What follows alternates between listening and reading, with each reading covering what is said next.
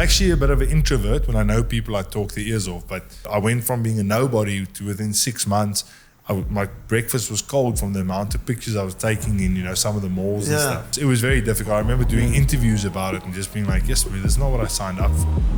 I'm not Brad Pitt.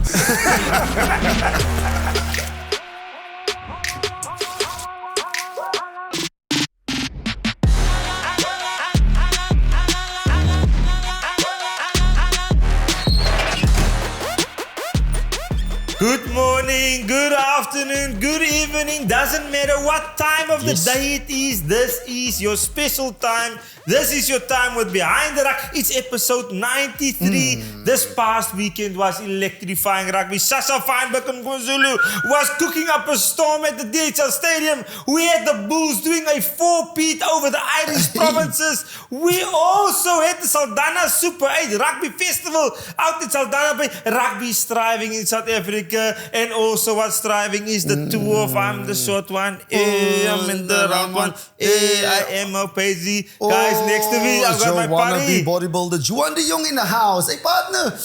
Good. You said rugby all over, eh? A lot of rugby. The boys were on fire. And the W's came in hot, yeah. How's things? Are you good? I am brilliant. Easter, obviously. Easter weekend, a lot of pickled fish. I had hot cross buns. I had Easter chocolates. egg. I had a bit of wine. I had braais. Look, it was fabulous out with the family. I was in Wuppertal. Wuppertal. Where's that? It's in the Cederberger. In the UK? No, it's in the Cederberger. Okay. Fantastic small little town. A little bit of family time, yeah. Perfect. No signal. Out on the stoep. No wonder I can get a hold of you, eh? Nou, en daar is ook rakkers. In Wuppertal en die Cederberge was daar ook rakkers, believe it or not. Yeah, as rakkers. And your weekend, boykie? Yes, I was in the garden route a little bit, Marshall Bay. Okay. Yes, and daar's ook rakkers. And Yes, it's good to see, yeah. So yeah, family time always, obviously we know it's the reason for the season and it's good to spend time with the family, especially over the long weekend. And hopefully the rakkers, you guys also enjoyed it, okay? Die paai was vol, hoor. Huh? No, it was... En toe, Heidelberg, there's ook rakkers. Lekker, like having the cousins and the nieces and my in-laws and my sister-in-laws and everyone there looked brilliant. I love that about Easter and I love that about families. Everyone is all safe and enjoyed it as well, yeah. But yeah, then episode 93, we're up and running, hey guys, hey? Okay, big episode. Let's shape up this beard, okay guys? What to expect on Behind the Ruck? Okay, we're going to start off with Brightrock Sweet Experience, which is very important this weekend coming up. And after that, we got the Bounce Player of the Week. Woo! The boys got the W's in the house as well. Okay, and we cover a little bit of the results just to see what's happening. And then we've got the guest in the house. Okay, guest in the house, Josh Strauss. Hey? Hakuna Matata. Hey, Mufasa. Circle of life. Come on, Josie. In the building as well, guys. So strap up, okay?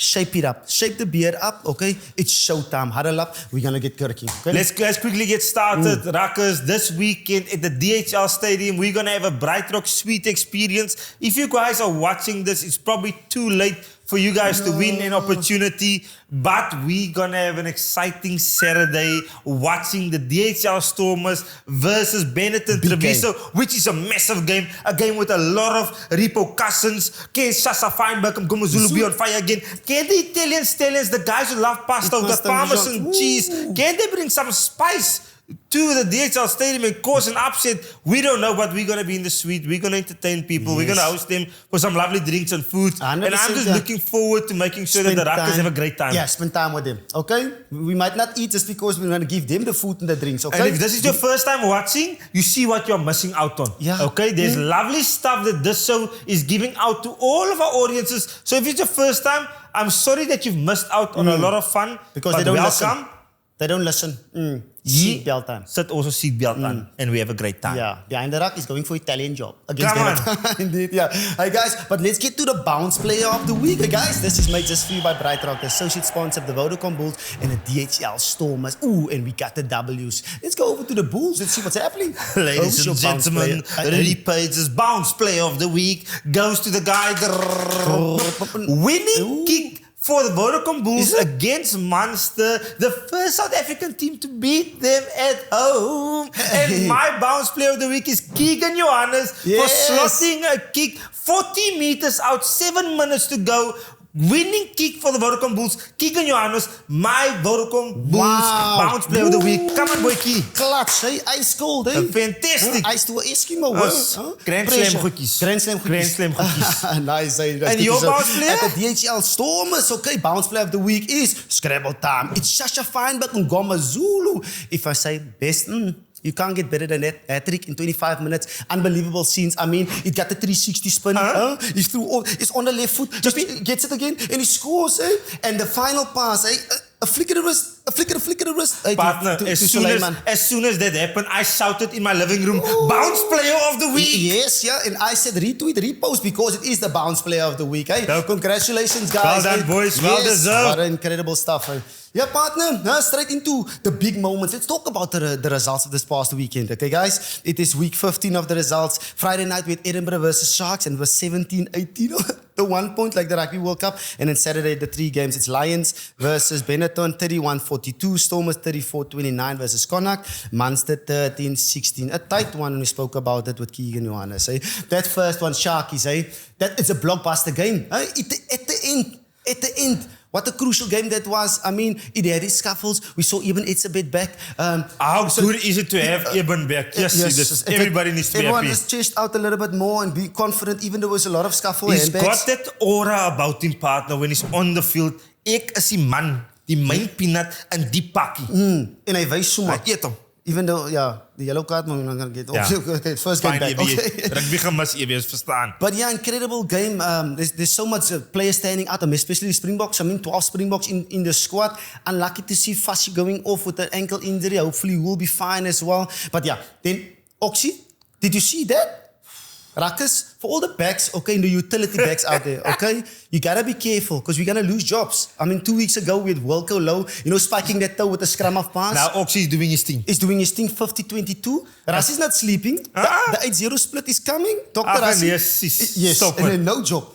What we're gonna see is tight 5 and 10 loses. Okay, so guys, please backline. If you're playing backline in South Africa, they gotta wake up. But probably 2 moments that stood out for me in the Hollywood Best Sharks game was first one, the try-saving tackle from Ethan Hooker. Yes. Fantastic, because that could have had big repercussions. Yeah. Second moment, Siamasuku's final pass, no time on the clock, to have the sack to do that.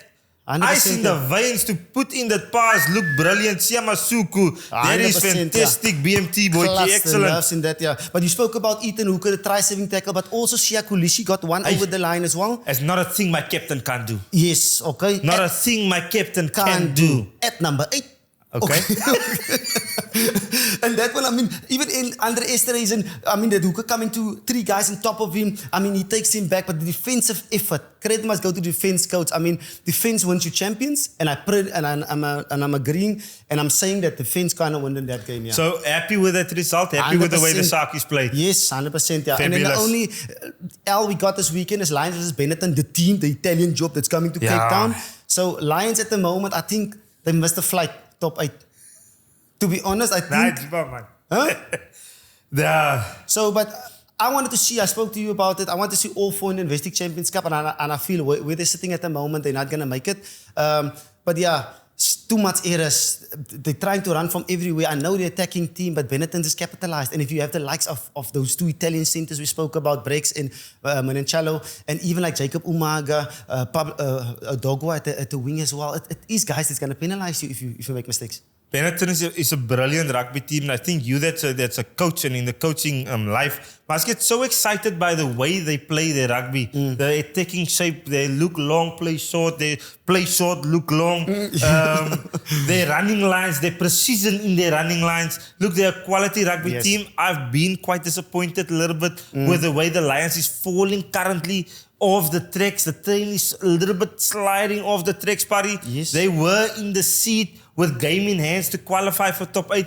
Currently, it's looking very difficult. Sanele Noloamba leaving. Maybe that was a big moment that happened there within their franchise. Etwell leaving, another big thing for them. Can they attract big Springboks to come to Johannesburg? Yeah, are they willing to spend the money to do that?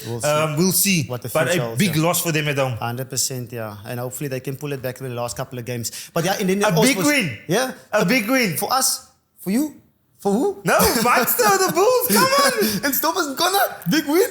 Connor can beat you.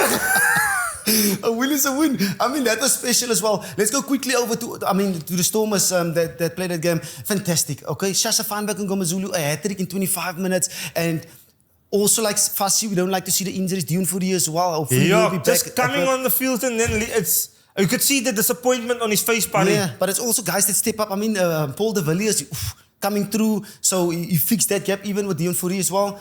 Quick question. Yes. You sound happy with the Stormers' performance, are you?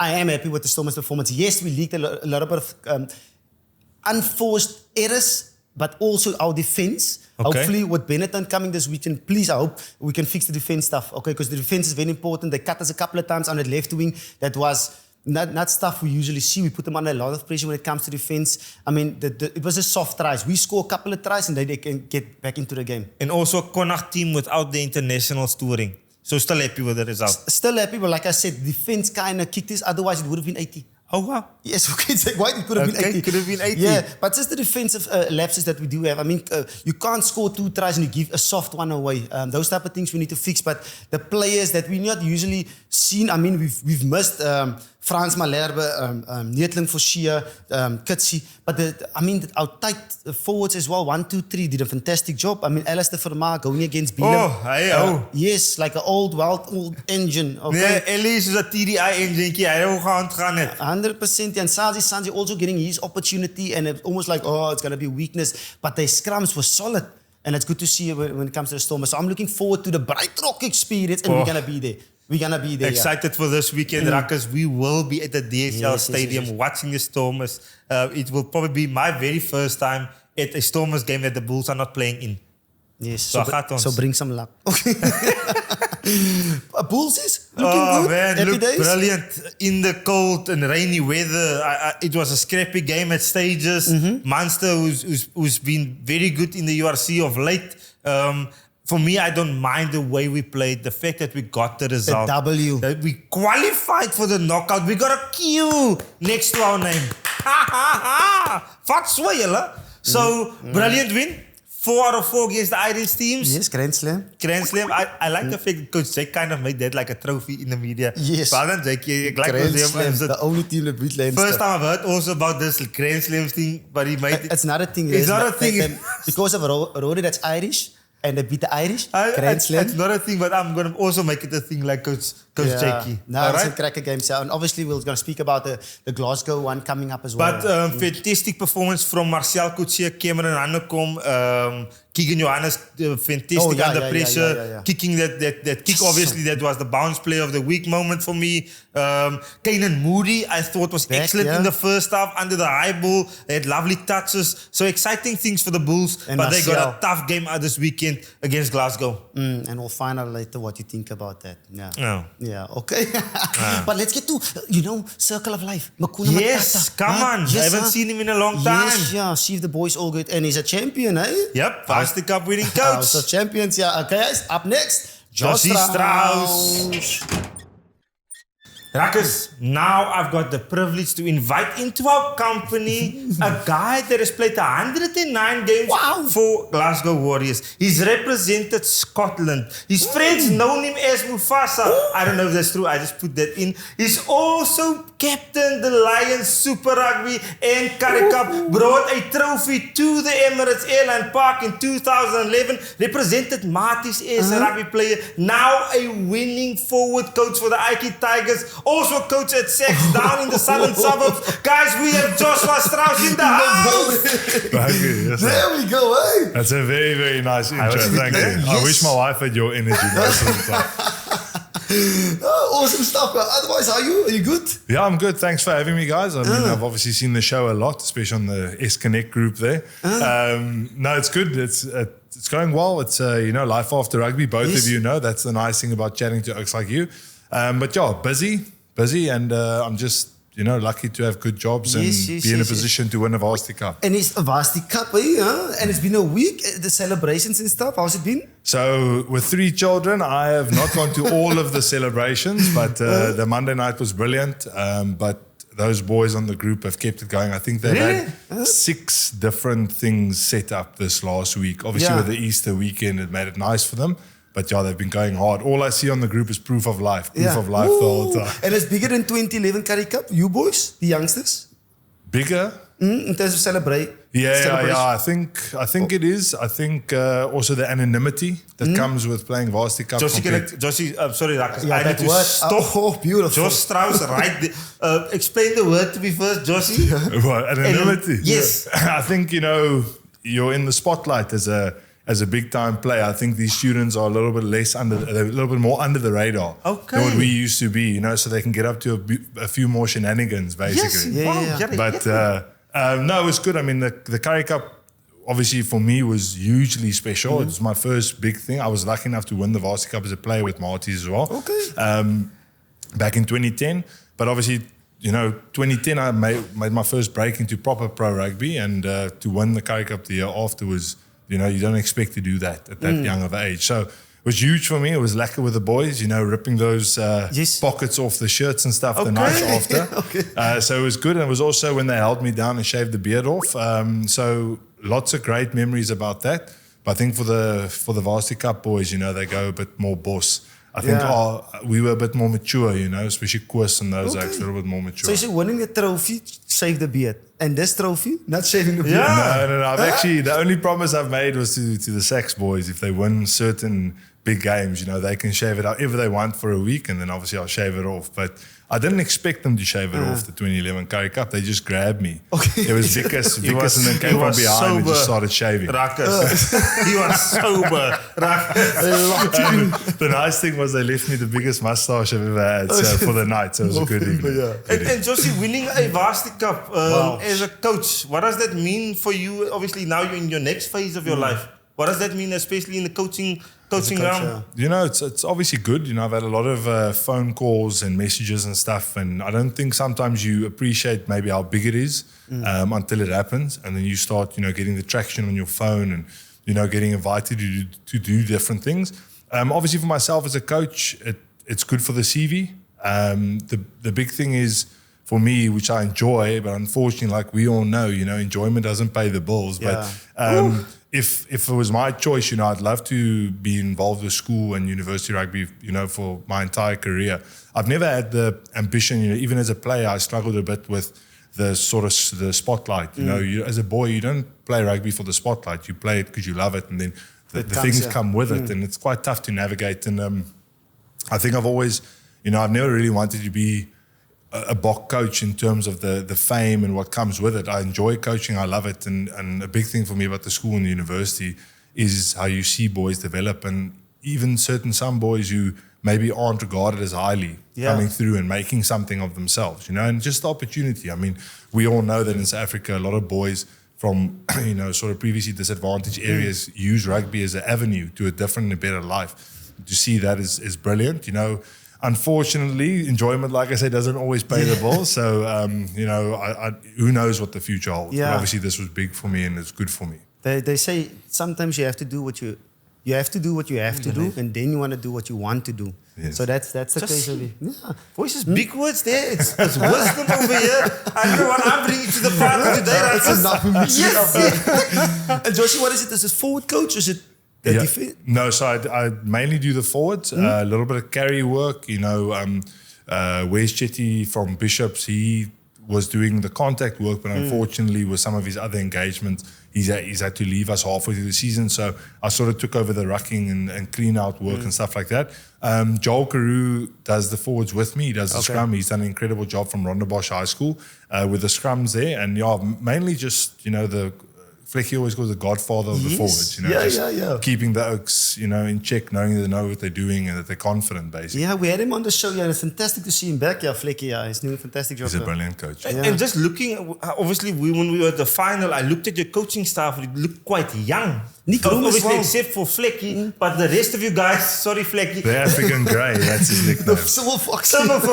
But the rest of you guys look quite young. Was that a nice way to coach with the same, I don't want to say age group, but everybody has the same interest, the same way of seeing rugby?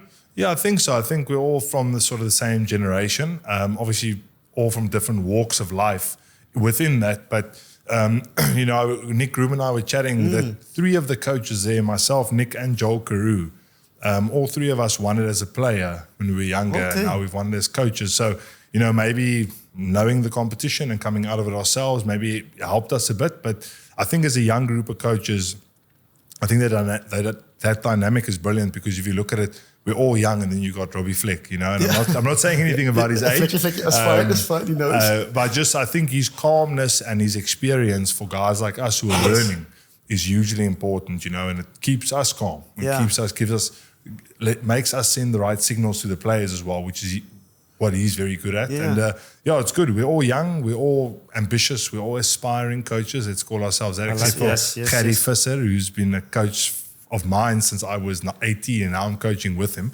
Good group of guys, and it worked well. Yeah. And Josie, what does winning a Varsity Cup mean for the player? You spoke earlier about the development, and you like the development, seeing the development. For those players that you guys coached, what does this mean for them winning a Varsity Cup and moving on after this? Well, there's obviously different elements to it. I think a few of the boys have been offered contracts now since winning. Winning does make it easier. And also to the Cheetahs and some of the other players, straight after the game when we were having beers, they were all telling me, I've had this phone call, I've had this phone call. So winning obviously helps a lot, but I think, in that team and how well they've played, a lot of the guys deserve that. I think the big thing as a coach is you've got to enjoy what they enjoy. You got to get your enjoyment from what they get enjoyment from, and obviously winning a competition to see them spraying the champagne all over each other, the pictures, the Instagram posts and stuff. So, no, it's great. I think I almost enjoyed seeing them enjoy it more than what I enjoyed my own winnings, which is maybe not the best thing. I should have maybe been a bit more in the zone when we won our stuff, but that's what brings me enjoyment. Yeah, and there's a couple of experienced guys, 5 of those guys actually played with and trained with the Currie Cup, my last season Currie Cup. I mean, Keegan Blankenberg was there, Tom was there, Luke Berger, they all played a bit of Currie Cup. They've got experience here. Yeah, well, we lost a lot of forwards from last year. That was the one area Flecky and I, we were worried about in the preseason. But I must say, the worry quickly faded. The Oaks showed a lot of grit in the preseason. Even with a lot of first years who were playing for us, we knew we had a good team and we could do something special if we kept them grounded and we kept the process right. And you mentioned preseason as well. It was a lot of up and downs for you guys in the season. I mean, in the preseason, Marty's clapped you a bit, and now in the final, you changed it around. How was the whole season? And you lost 1 or 2 games here and there. What was the season like, being ups and downs, pulling yourselves back and trying to get into that goals again? Yeah, it was a strange one. We went into that preseason game with a bit more confidence and we came out of it. Obviously, probably there was no scoreboard, but I think they scored like 12 tries to 1 or something, it's not a great chaka. Luckily, there's a scoreboard. Exactly. Well, given most of our sort of main guys weren't playing in that game, but still, that's a reflection of your depth as well, which you want to be strong to win a competition. It was a bit of a roller coaster. Flecky's approach after that game, we thought, maybe we should have coached a bit more strategy and structure, because we just went on development, skills development, the whole preseason, that was our focus. And then, sort of just before that game, we started bringing the structures, etc. And then you started questioning, should we have done this earlier? But obviously, when it comes to the end, you're happy with the process and how it worked out. And then, we started tough, had a very big first win against Puck, which, gave us a lot of confidence. And then, banana peel against CUT away from home. I think the big thing, the big message that Flecky had to the team was just, after the CUT loss and the Marty's losses, boys, we really haven't been beaten by anyone. We've beaten ourselves in both those games. Our discipline was, we were giving up, I think, 16 to 24 penalties a game at one stage at the start. And then you're defending mauls all day in the 22, So, we really developed as a side. I think they matured a lot. Guy like Blankenberg, he played out of his skin this season. I think being given a leadership role, and, we took a bit of pressure off him this year. We're like, you do what you need to do to be fit, and we'll take care of the rest. And I think because he had a lot of niggles with his lower back and stuff. But just giving that guy that bit of breathing space, you guys know as players, you actually just want to be treated as an adult. We went well, obviously. Just talking about Blankenberg, I'm pronouncing his surname right. Blankenberg. Blankenberg. That pass he gave that first try. And I don't want to compare people to other players around, but that was Cody Taylor when he just started off at the Crusaders and playing I for All had Blacks. Movakov to lose. No, Cody Taylor's ability to pass with both hands, 15 meters, like I thought that was excellent. Yes, see, that was a special moment. It's the coaches. The breakdown coach, come on! The attack coach will claim that one all day. He claims everything that goes well. Oh, Gary Visser. But no, I mean, he's a brilliant player. He's going to love me for saying this if he does hear this, but in the league, he kicks for touch and poles sometimes as well. He's just such a complete natural rugby player. He's, I think his problem has been his size. I think coming out of school, he's not the biggest guy. But I think nowadays people appreciate that more. Like when we were younger, it was all about how heavy you were, what did you bench, what do you squat, those sorts of things. I think now people have a bit more of an open mind to what a player can bring to the skills level. And that UCT playing style as well, because we had Flecky on the show at episode 86. He spoke about, the joy, keep the ball alive type of vibe. And he also mentioned that it's almost like the Brazilian football team or the West Indies cricket team. It's just keeping the ball alive and giving freedom to those players. And was that what you guys brought or gave to the players? Because obviously you different physical, hard stuff. Does it have a bit of balance? Yeah, I mean, we, from our areas, we've got to be very technical and give the boys as much confidence going into a game. But, Flecky as the head coach, his message at the start of the year in the preseason was, guys, we want to build a brand of rugby here that people see and they go, I want to go play for the Ikeys one day. And I think, obviously, we as a coaching staff, we've not started this movement. There's a lot of guys before us who've brought that flair to the club and, they've been a resilient club. Exactly. They've been a resilient club for years, if you go read the history of the Ikeys. And I think he told us that story about the West Indies cricket, the Brazilian football. He told it to the players, and how they, through their style and their energy, they had these massive movements in their communities. And that's sort of what he wanted to the boys to bring to the table and us as coaches. And all we have to do is empower the Oaks to be as best they can be. That's sort of how he coaches and how he wants us to coach, is just to empower the Oaks. And now in Josh Strauss's life, one with Marties as a player. Yes. Now one with the Varsity Cup. The opposition. With the opposition as the forwards coach. Where is the balance? Yeah, it's difficult to say. I spent less time at Marties than I have at UCT so far. I mean, I was with Marties for about 4 or 5 months. I'd lost my contract at Boerland. It was my first senior contract back then. And I was supposedly never going to run again, according to this knee specialist. And then, one day in the Marties gym, I was just on the spinning bike. And for the first time in 11 months, my knee wasn't in, Not pain. swollen. So I walked outside my techies and I went to the Donny Craven B field and I just started sprinting straight lines and I was like, geez, I can run. So I phoned Conrad Burke, who used to be my captain at Boerland, and then he got in touch with Sean Rue. And anyway, long story short, I ended up at Marties. It lasted 4 or 5 months and then I got the trial at the Lions. So I didn't spend that much time with Marties.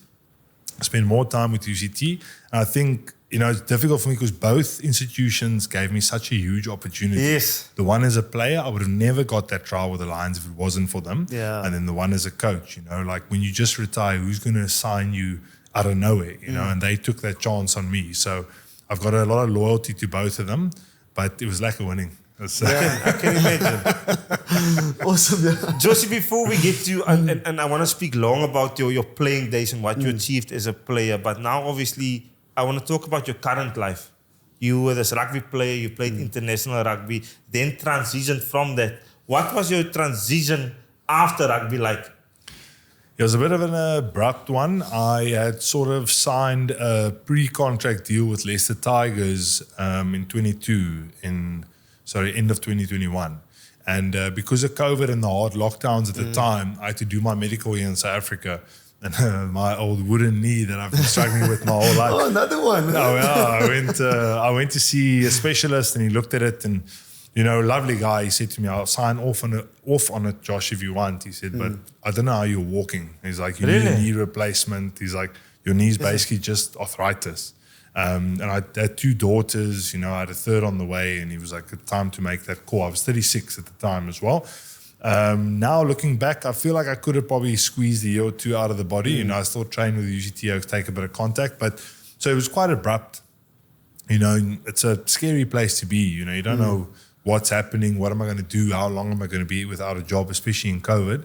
And I was very lucky that he's just a very good friend of mine, but he used to be my agent, Dane Galley. Yes. He's an old sax boy. And then he got in touch with the school and he said, listen, this guy's available to coach. You don't have any outside coaches. And he set up a meeting. Yeah, and so I got in there, and through the sax contact, I got into the UCT stuff. But from an emotional point of view, I don't have to tell you, it's a huge difference. It was a bit weird for me because the first few months I was just sitting around at home. It was COVID. You don't know what to do. It's been up and down, but you got to stay strong for the family. 3 little girls. You got to just put your head down and go for it, and worry about what comes later. Cool, Dad. And it was always coaching. That's always what you wanted to do post rugby. Yeah, I was playing around with a few things. I had a few business ideas I chatted to friends about, and unfortunately, I don't think I'll be a great entrepreneur. I'll just give all my money away. And coaching. I said to my wife, I never really thought I'd be a coach, and then when I was playing at Sale Sharks, I got the opportunity to coach an amateur senior side with now Sale Sharks defence coach Byron McGuigan, another South African Scot. And I really enjoyed it. And we got promoted that year. And I was like, maybe I'm not terrible at this or whatever. And then I said to my wife, I'd be stupid to throw away a lifetime of passion and knowledge, and go try and be an entrepreneur now. Put your head where your knowledge is, go back to coaching and see if you can make something of it, And initially you don't know because it's just paying the bills. But, are you going to grow into it? And that becomes your new sort of, your lifestyle and your identity, let's call it that. Yeah. So I was never really sure, but I think when I got my first taste for coaching, I was like, well, this is something I could do. Yeah. But again, like I said earlier, the ambition's never been to be the Bok coach. It's just to, give back to boys and give them some opportunity. Yeah. And give back what you've learned throughout your career. That's the thing. I think the big lighting thing... candles, yeah. You actually probably agree with me here is more than giving back the rugby knowledge. It's helping them navigate this world that we were lost in a lot of the time as youngsters, to help them navigate that and give them a good sense of what the reality of this thing is. It's not the Instagram post that you see. There's a lot more to this. That is so true. It's the realities of the game and the realities of post-rugby. Ruckus, the first thing, Josie, I think you will relate with me. The first thing I found out post-rugby is how tough it is to earn R1. Yes. When you played rugby, you got paid for not being selected. Yes. You still got a salary. And then the day that salary stopped and you had to earn, you had to be good at something for someone to pay you to do a certain job. And that for me was such a massive mind switch and a reality check when the day I was done and the rugby checks wasn't coming in. And just to earn R1, how tough that is. And it comes quickly as well, because when you're 21, 22, you don't think about that. Yeah. You don't think it at all. Because at rugby, you get a lot of money for less time of work. It's tough work. Where after life after, it's a lot of time for a little bit. Yes. So it's about the... Off topic again, sorry. Do you think it is we need to do more because kids won't listen to you because they are still playing the game? So they will obviously just say, no, you guys, when you guys were like us, you guys did the same thing. But do you guys think we should maybe talk about it more? Not saying they shouldn't buy cars, but just the realities of how tough it is to earn R1 post-rugby. And I've got the span in the works as well. Do you want to put that into the back of their minds at 21, 22? Because once you're there, it's just a Springbok jersey that you kind of want to chase. And to make it in life these days, you have to eat, sleep rugby. Because if you want to think about that now as well, the back of your mind and planning for that, it takes away the focus a little bit of getting the green and gold. I think it's finding a positive way to give them a sense of reality. It's not putting a negative context on it. I think also the game's changing. I think they treat players far better now than what some of us got treated when we were younger. So that's good. That's evolution in the game. And I think with how long rugby stays professional, we'll see that grow as it goes. I mean, if you look at football, soccer, I don't know what you call it here, how professional that is and how well looked after those oaks are. I think rugby will get there eventually, but, we are hundreds of years behind them. But I think it's giving them a positive reinforcement of what reality is. And also I think got to take some pressure off these kids, you know, at schoolboy level and stuff like that. That's the big thing. I find I work at a school, and it's becoming like a sausage machine. Yeah. You know, it's becoming cattle farming, basically. You go to the Riversdale tournament and you're just like trying to sign up kids. You know, what's your weight, what's your height, how big are your parents, you know, these sorts of things. So I think there should be competitive. Like, it should be competitive, but there should be a lot of more enjoyment, you know, because we all know that rugby does lose an element of enjoyment once you become a pro. Yes. You still enjoy playing the game, but the stuff that happens in the week, you know, it's stressful. It's work. It's work. It's stressful. There's a lot of pressure on you to perform, etc. And I think at schoolboy, it shouldn't start then. You know, this stuff should start after school. We should make it as competitive and develop them as best we can in a more holistic way. I know I'm sounding a bit. Is there anything you would have done now, hypothetically looking back, while you were a player, to set you up after rugby differently or not? Yes, I would have made loads of different decisions. But again, you're young. You know, you got a lot of money. You got a lot of people telling you what to do with your money and all these sorts of things. But I do think I took rugby for granted for a while at the end of it. You know, just the pressure of rugby, and you almost get into this mindset when you're over 30. You know, I actually look forward to what's after. You know, I look forward to having a normal job. I look forward to just being at home and not traveling and stuff. And then once you do it, you different challenge. I had a very lucky time doing that as well. Not mind an Australian tour now. Yeah, exactly. I'm not buying Uggs and Tim Tams. But yeah, I think just like you said, Paige, earlier before you digressed into another point, is that we need to enjoy what we do, and like a parent telling you something, we need to find a way to communicate it to young men that, you know, just look out for these things, because we all know it is when you're young, you think you know everything. And it's tough. I see it every day at school. I'm trying to give these kids good advice, and, you know, in the one ear, out the other. But you just keep reinforcing it. And I think through the way you coach and the values you show them, you know, like everyone says, don't tell me how you do it, show me how you do it. And the values that you show them, they start realizing, okay, well, this guy, you know, he's not lying to me. You know, everything he does, he's trying to be as honest as possible. So maybe there's something to it. So that's the angle I try and do. But, you know, if that's right or not, who knows? Yeah, I mean, the youngsters, they need to be coachable. And I feel like today's era as well is less coachable than we were at the States. It's almost about, when you speak to them and coaching them a little bit, it's about, but coachy, what about coachy? I see it, you know? So those type of things. But like you said, enjoyment is the crucial part, because that's what we had. That's what kind of gets you not distracted on the money and on all the other stuff. Yeah. But it's also the social media stuff. Like when we were younger, even if you played Curry Cup, no one knew who you were, really. You had to have played Super Rugby for people to really know who you were. Get the follow there and Whereas stuff. now at school, you know, I've got some of these boys coming to me and they're showing me highlights reels of another boy at another school.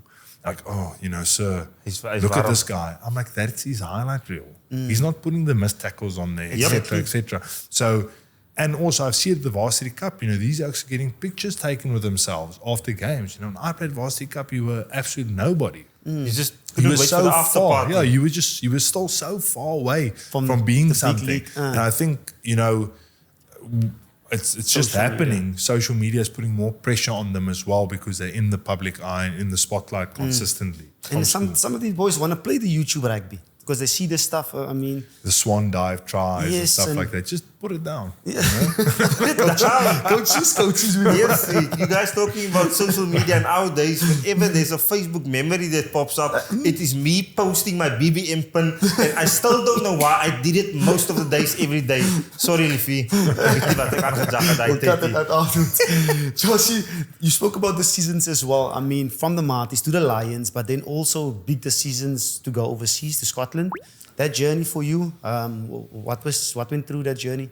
Yeah, I was, you know, when I got to the Lions, firstly, never expected to make it. I've actually got a story about that. I won't name names, but so I went on a trial, and there were a few of us there on a trial. Yeah. And I remember Kevin Bays telling me in the car, you know, you're too fat, you're not going to make it.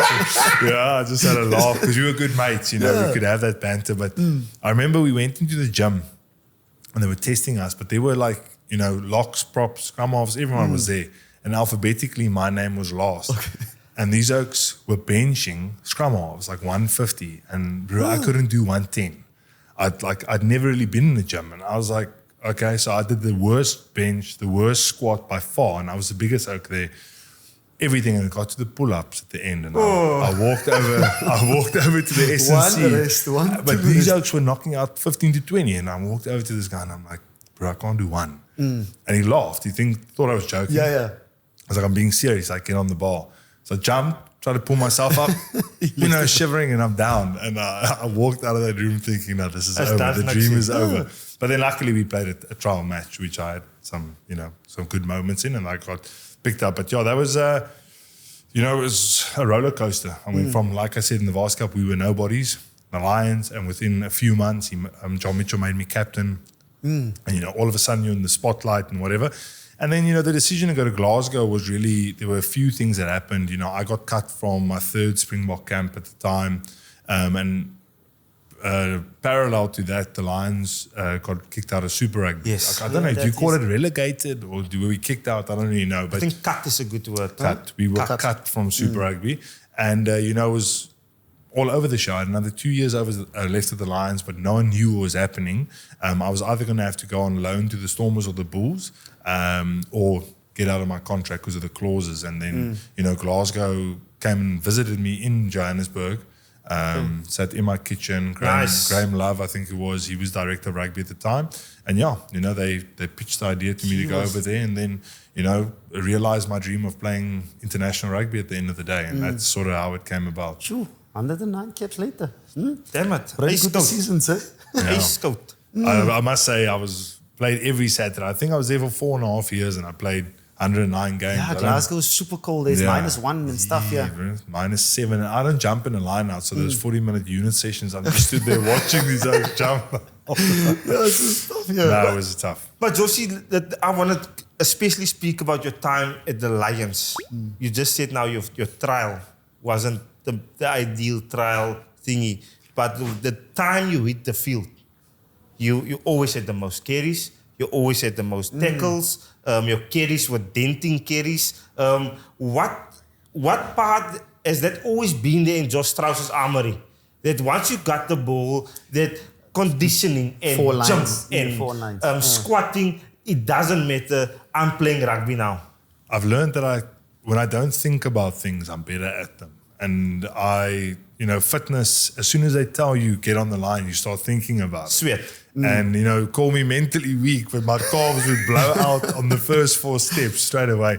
But I just had a different feeling. I had such a love for playing rugby from a young kid, I mean, I remember on my knees, my mom used to have a go at my brother and I would play rugby on our knees. I was 3 years old in the living room till your pants all burnt through. So I loved playing rugby. So getting on the field was a different feeling for me. I remember after that terrible gym trial, we had a little chucker out there against the main guys, the trialees with some of the Vodies Oaks against them. I remember playing that 20, 30 minutes. I walked off and John Mitchell walked up to me. He's like, mate, are you fit? And I was like, I'm okay. And he's like, because you're starting on Friday. Don't lie. Yeah, and then I didn't start, but I was on the bench against the Cheetahs. Close enough. No, yeah. So, and my first minute of Lions rugby was a yellow card. It wasn't mine. So as I was ready to run on to replace Ronaldo Botma, he got yellow carded. Of course, that will I just replaced him. So I was there for 10 minutes, my debut on the afkoel stool, basically. And didn't have a contract at the time yet? No, so I was getting like a month-to-month type thing and then played those first few games and they signed me on a 3-year. And one thing I must give the Lions is because they had signed me for the minimum for 3 years, which, you would do as kids, a Varsity Cup player at best at the time. And I remember after a few months in Super Rugby, Kevin de Klerk called me in. Oh, fantastic. Fantastic human being. Yeah. And he just called me in, shook my hand with his double handshake like he always does. And he put me down and he just slid this piece of paper towards me. He's like, you're not earning what you're worth. Here's your new contract. Oh, wow, I remember looking down, bro. I got in my car, phoned my mom. I was like, we've made it. Mama, we've made it. Bro, I went straight to fill up my car. I drove straight to the East Rand Mall. I bought a GPS. I felt like I'd won the lottery. Ja, dat GPS is Yeah. So now I've got a lot of love for Kevin, and I've got a lot of love for the Lions, because I mean, we all know that doesn't always happen in pro rugby. They try and keep you there for as long as they can, or as little as possible. And that was a big move from them to do that. And for that me. was the transition years, especially for the Lions, 2011, 2012, where you guys kind of tipped it and winning Currie Cups and being in finals. And I think it's because players felt that, there was care for them as well. You could, Paige, while they look after the wives and the families there as well. So there was some elements they got wrong, obviously, but some of the bigger things they got right. And I'll still be of this opinion, Josie, is as a junior, it's one of the best places to go play your rugby. The Lions. They really give you opportunity to play, which for me is the most important thing. It's not the financial gain that the guys get, and obviously some of the big franchises, they spend a lot of money, but the Lions really develop very well, and they know how to identify players. I don't know who is scouting them. I want to give Timmy Goodwin quickly credit, but they scout very well. They scout fantastically well, and they allow you to play. And I think that's something sometimes not everybody value. When it's under the belt, yeah. I didn't come to the junior setups there, but I do think they have a great junior set. I think they bring a lot of talent through. But I also think some,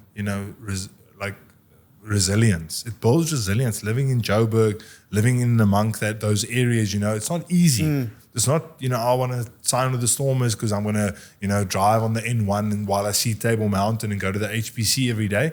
Sometimes, adversity, it builds character.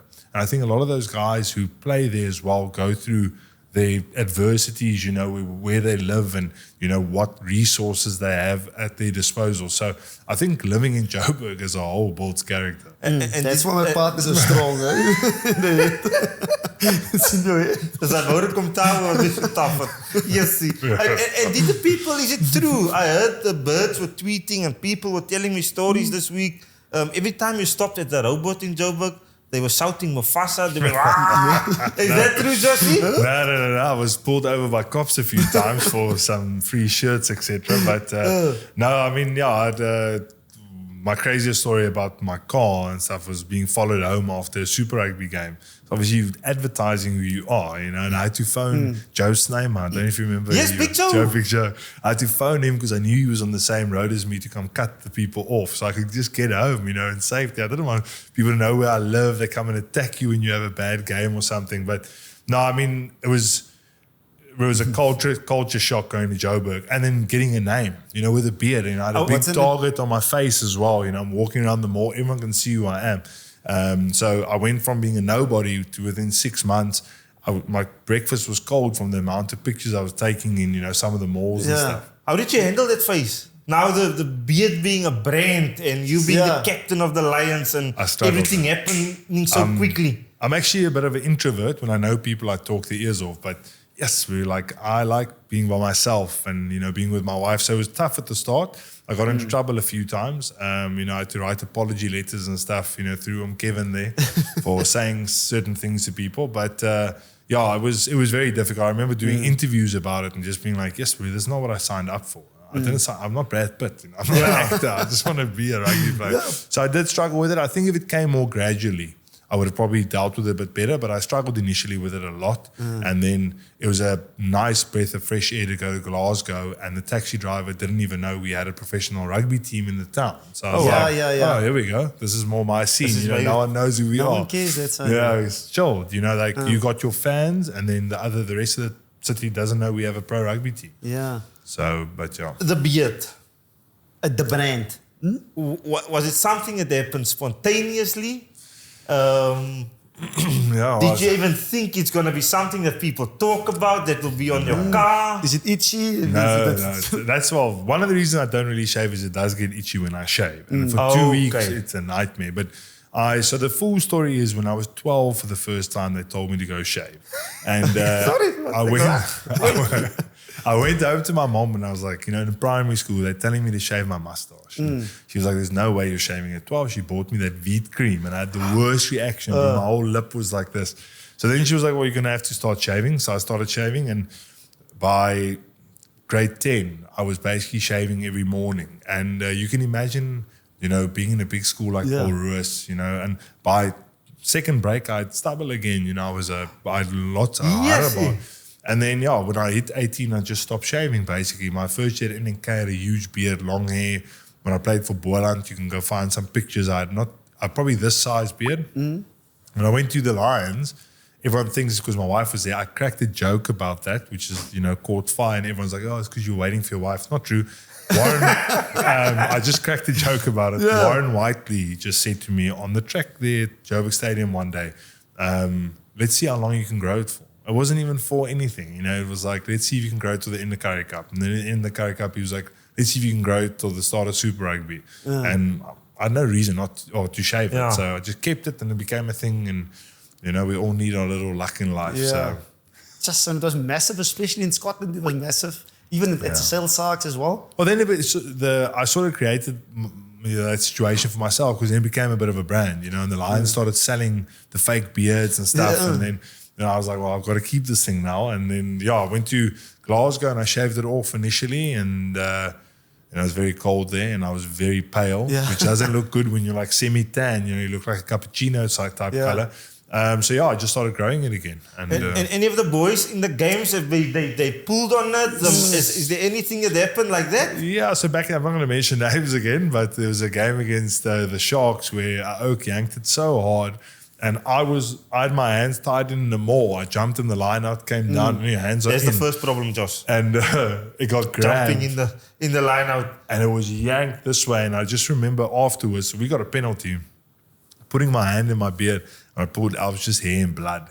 And I was like, well, this is not nice. But then, that didn't happen a lot. It happened 2 or 3 times at the bottom of a ruck. But we were lucky that sort of the game got a bit cleaner as we grew up. Especially with the high tackle laws and stuff. Crazy times. Joshi, goals as well, because obviously you said good time at the Lions, celebrity at the Lions, and then you were in the Springbok for like 3 camps as well.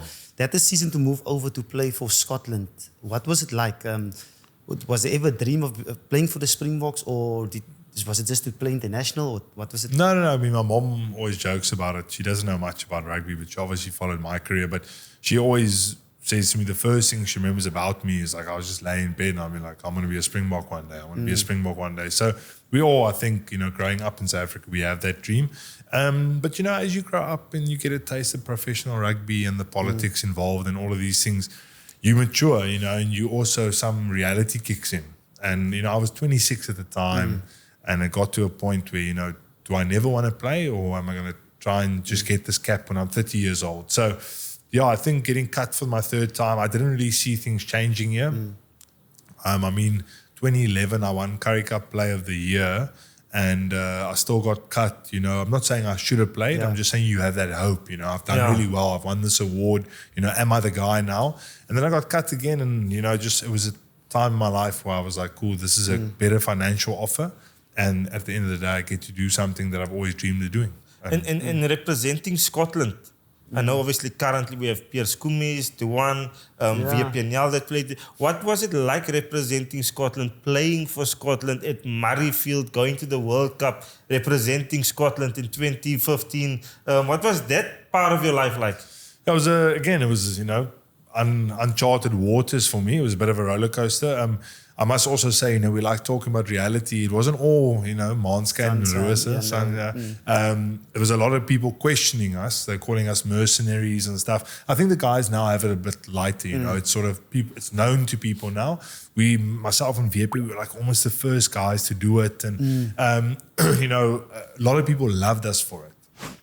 Also, a lot of people didn't like us for it, at Q&As, asking me questions like, are you taking away from a Scottish kid's shirt and all this stuff. So that is bumps and bruises, but I loved it. I told you earlier before we started, I went back on a reunion a few weeks ago, and I must say the best team culture I was ever involved in was that Glasgow Warriors group. The Scottish group was great as well, but again, now you've got a bit of a mix, the Edinburgh, Glasgow, and a few of the outsiders. But that Glasgow Warriors group, it was the most fun I've ever had. I think I only had abs because of the amount I laughed there. And, going back now, it's like seeing your brothers. Like after 10 years, you don't know. I know this guy, but is he going to be the same towards me, whatever. And it was like walking back into the changing room all those years ago. So I love the Scots. I'm very proud to play for Scotland for who the Scottish people are. And, you know, I'm a realist, so I call myself an adopted Scot. You know, I don't have the accent. You know, I want to lie about it. I grew up here, but I'm adopted Scot, and I always love them for adopting me and letting me be part of that. And also the way the players welcome me and how our friendships have grown over the years. You know, I've got nothing but love for the Scottish people. That's powerful. And favorite part about living in Scotland? Was it the whiskey? Was it the rain? Was it freezing? Definitely wasn't the rain. Wasn't the dark days. Scottish whiskey. It was just the boys. It was the banter. I promise you, I think because of what a tough place Glasgow is to live, and there's no, you know, getting around this topic. It's a dark, wet place to live. It's one of the wettest places in the UK. I mean, the UK is known for being wet. So it rained 365. It was dark in the winter, but I think that's why that team culture is so strong. It's not the easiest place to live, and you either thrive there in that culture, or you're going to survive and you're going to leave. You know, exactly. So the Oaks loved each other. We spent a hell of a lot of time together. There were only 2 coffee shops in the West End, so you knew where you were going. And it was a great time. Both my daughters were born there, and honestly, on a dry day, which they don't get a lot of, the most beautiful country in the world. If you go drive around Scotland on a sunny day, which you won't get. There's only 2 of them. There's 2 of them a year. I think 3 in 5 years. So 3 Fair enough. And I mean, they're playing fantastic rugby as well. And I mean, I don't know if you watch URC as well. It's week 16 of the URC. There's a couple of fixtures coming up this weekend. We want to speak about Glasgow and Bulls especially, because you've played for both of them. Friday, it's Glasgow versus Bulls at 25 minutes to 9. Saturday, we've got a 3-game Stormers versus Benetton Big, 6:15. Lions versus Connacht at 4. And Ulster also away versus Sharks at 25 minutes to 9. Glasgow Warriors versus the Bulls. Well, I mean, I've got this one gets me feeling weird. Is it that spot? They're fighting for that second spot in the log. I think on their day, Glasgow can beat anyone, but we also saw some chinks in their armour in the Heineken against was it Leinster? Some chinks in the armour. They did well on the weekend to bring that back, but I think the Bulls will look at that game heavily and try and expose them. The Bulls have had a great run. I mean, they've beaten all 4 the Irish teams, if I'm right. So I mean, they've done really well. But again, I think it's going to come down to the day who switched on. Glasgow seemed to me to be more consistently switched on, so maybe on the day it's theirs. But if the Bulls play to their best ability, and no disrespect towards the Scottish sides, the one thing the Scottish sides, myself, when I played there as well, we struggle to live with is proper physicality. We want to play a quick game, quick ruck speed, etc. But if you're getting dominated every tackle, every breakdown, that's when the game gets tough for them. So the Bulls can get that right for me. They're winning the game. Josie, a Friday night, 8 o'clock game in Glasgow. Will that have an effect on the way the Bulls... But colder, it's not the 1 o'clock game. It is against Munster, a night game on that 4G pitch. Will that challenge the Bulls? Hugely. I struggled to play on those 4G pitches when you weren't used to them. When I played at Glasgow and I was used to it, it's a different story. Yeah. If you go from grass to there, it's a bit, very different story. I also think, we don't take this into account as a general public, but the Bulls are training in Lekker and Pretoria. Now you're going over and your fingers are cold, everything's a bit numb. So definitely plays a huge factor in Glasgow having the upper hand. But again, if it's a wettish game and the Bulls can slow it down a little bit and use their physicality to their advantage, they still can win it. But on the day, Glasgow can beat anyone at home. I mean, they're looking sharp, eh? Yeah, and I mean, Coach Franco's also doing a fantastic job. And this is a must-win for them because it's the only home game before they go away to Benetton and Leinster as well. So it's a very important game for both teams, actually. Two very tough games. I mean, Benetton has come a long way since I played them, years ago.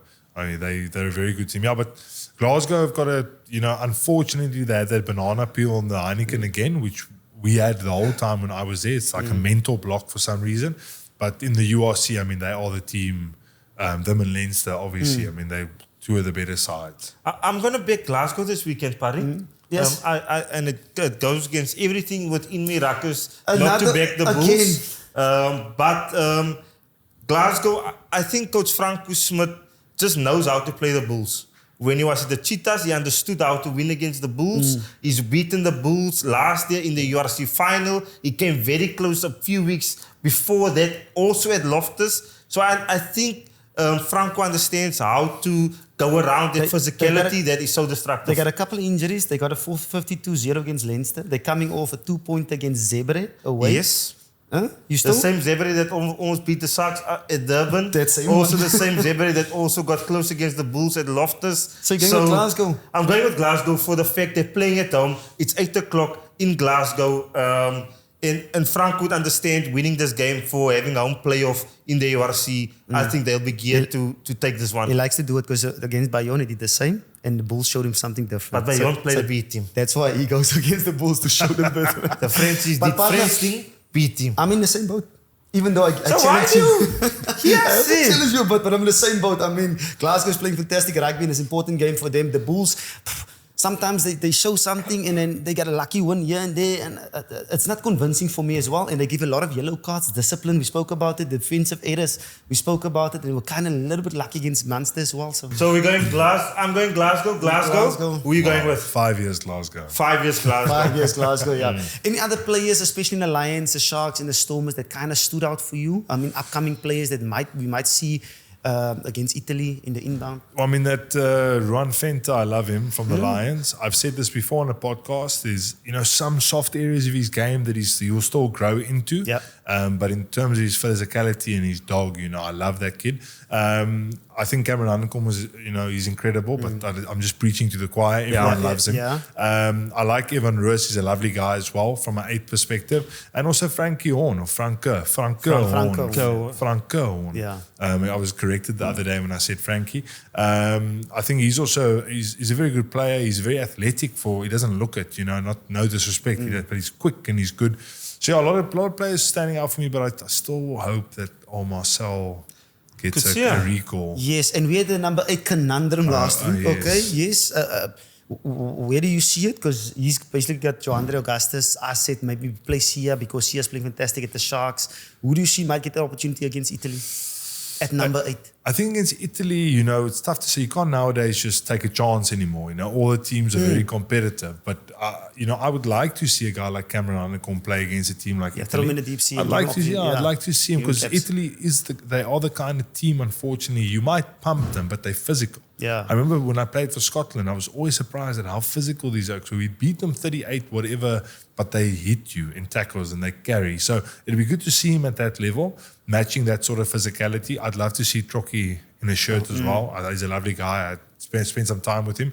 I'd love to see him doing it. And unfortunately, this is probably my downfall as a coach one day. I'm too nice. I want to see everyone do well. So I'd love to see all of them in the green and gold just for them to experience it and for us to see what they're about. But I think the front runner probably is Cameron Hanekom at the moment. But Sia's also a good bet. He doesn't get enough respect for me, Sia, that he's not just a 6. I mean, the guy, when I was young, he was playing 8 against us for the Stormers. So he can do it. He's an athlete and he's still playing at the top of his game. At his age. At number 8. Agree. Okay, sit and you see Varsity Cup. From looking at all the teams, there any 8-man or loose forwards that you could see, yes, this kid has got something special about Any him? player, yeah. There's a lot of good players. I don't know all of their names, unfortunately. I liked the Wits number 8. I thought he was very good. The Tiki 6, Shalom, I don't remember his name. Very good player. And then with our side, we've got CJ Gordon coming out of Bishops, who's also a good player. And then the Weinberg number 8, Aiden Acosta. Yes. Very good for a first-year player, and he really did well. And then Aiden Norris as well. I mean, Sipo, Kolanyali. I mean, we had literally the pick of the litter in terms of loose forwards. So a lot of good players. I hope. When I was younger, I felt the Varsity Cup probably got more Oaks into the pro setups, whereas nowadays, the guys are signed up straight out of school because schoolboy rugby is so professional. But I still think a lot of those guys could be a dark horse to have a proper career in the pros one day. Bright future. No, man. Joshi, thank you. Unfortunately, Ruckers, we've come to the end of this conversation, Boykie.